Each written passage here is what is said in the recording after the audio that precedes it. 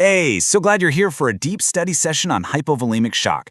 You're going to see this one a lot on the NCLEX. It's the most common type. So today, we're going to absolutely master it. Together. Okay, let's get right into it. Our whole goal here is to make sure you walk away with a super solid, confident understanding of hypovolemic shock for your exam. We're going to cover all of it: the causes, the signs and symptoms to look for, the priority nursing interventions you have to know, and, of course, how to tell if your patient is getting better. Seriously, by the end of this, you'll be able to tackle any question they throw at you. So here's our game plan. We'll start with the basics, then get into how to spot it, what you do first, how to know if it's working, and then we'll wrap up with some practice questions to lock it all in. It's a really logical way to build up your knowledge.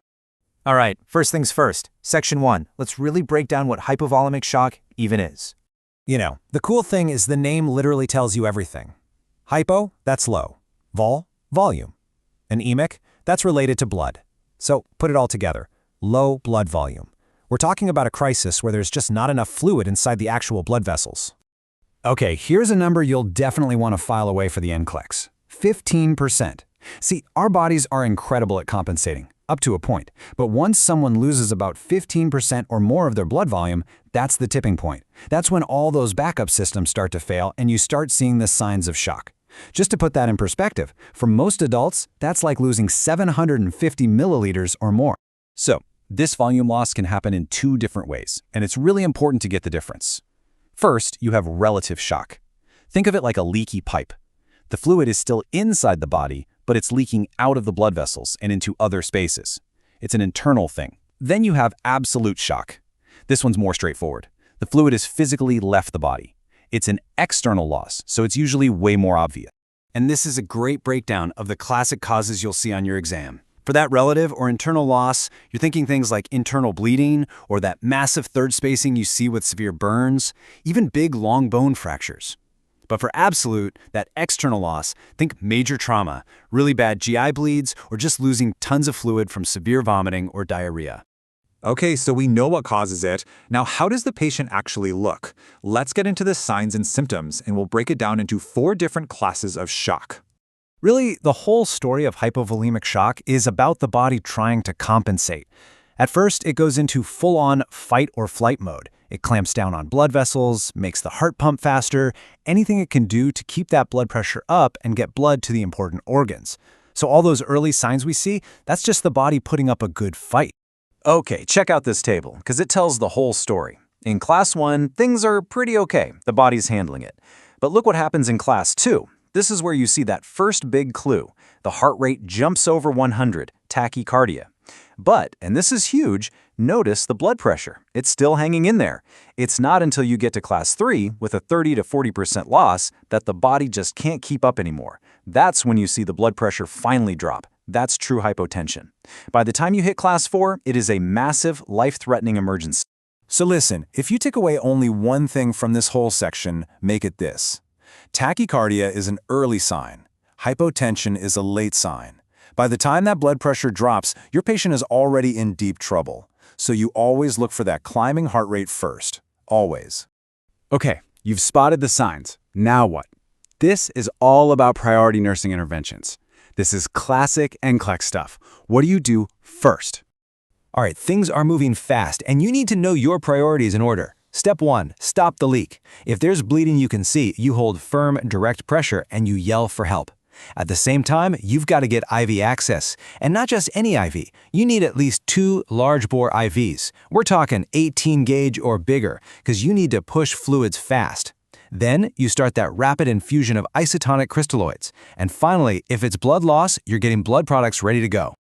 And here's a really handy rule to remember for fluids, the 3-to-1 rule. Now, why so much fluid? Well, those crystalloid fluids, like normal saline, don't all stay in the blood vessels. Some of it leaks out. So to get the volume inside the vessels back up, you have to give more than what was lost. The rule is, for every 1 milliliter of blood you think they lost, you give 3 milliliters of isotonic fluid. So while you're pumping in all that fluid, there are a few other really important things to do. You'll want to give them oxygen to make every red blood cell count. Position them flat on their back with their legs up. That's modified Trendelenburg, which helps get more blood back to the heart. And this one's a big deal. Warm the IV fluids. If your patient gets cold, their blood won't clot as well, and that can make any bleeding way, way worse. Okay, so you've jumped into action. Now for the next part of the nursing process. Evaluation. How do you actually know if your interventions are helping? This is all about constant, critical monitoring. You're basically going to be that patient's shadow. We're talking vitals every 5 to 15 minutes. You're watching for that heart rate to come down and the BP to come up. You're checking their mental status, their skin color and temp, and if you've got a central line, their CVP and PCWP are going to be low because, well, the tank is empty. As you give fluids, you want to see those numbers start to climb back up. But listen, if you're looking for the #1 most important sign that things are getting better, it is this: urine output. The kidneys get hit hard and fast when there's no perfusion. So if your patient starts making more than 30 milliliters of urine an hour, that is one of the best signs that your fluids are working and you're getting blood flow back to their vital organs. And of course, we're watching the labs like a hawk. H&H to see how much blood they've lost. Lactate level. This is a huge one. A high lactate means the tissues aren't getting enough oxygen. So as you fix the problem, that lactate level has to come down. You'll also be checking ABGs, probably for metabolic acidosis, and of course BUN and creatinine to keep an eye on those kidneys. All right, that was a lot of info, I know. So let's lock it in by trying some NCLEX-style practice questions. Let's see what you've got. Okay, take a look at this one. The key here is the phrase most reliable indicator. Yeah, you want the heart rate and BP to get better, but C, urine output, is the answer. A urine output of 40 milliliters per hour tells you directly that the kidneys, and by extension the other vital organs, are getting enough blood flow. It's the best proof that your resuscitation is actually working. All right, next up, think back to that chart of the 4 classes. In class 2, what's happening? The body is compensating, right? And what's the first thing it does? It cranks up the heart rate. So B, a heart rate of 115, is the most expected finding. The really low blood pressure and coma, that's way later, in class 3 and 4. And our last question. This is all about priority. The patient is clearly in shock, probably from internal bleeding from that femur fracture. Pain control is important, labs are important, but none of that matters if you can't replace the volume they're losing. So D, ensuring you have 2 large bore IVs is the absolute priority. You have to have a way to get life-saving fluids in, and you have to have it now. And there you have it. You absolutely have hypovolemic shock down. Just remember those key points. See the early signs like a fast heart rate. Know your priority is to stop the loss and start the fluids. And watch that urine output to see if you're winning. You've got this. You did awesome today. Next time, we're going to tackle cardiogenic shock. If this really helped you, do me a favor and hit that like button and subscribe so you don't miss it. Oh, and drop a comment below and let me know what kind of shock or what topic you want me to cover next.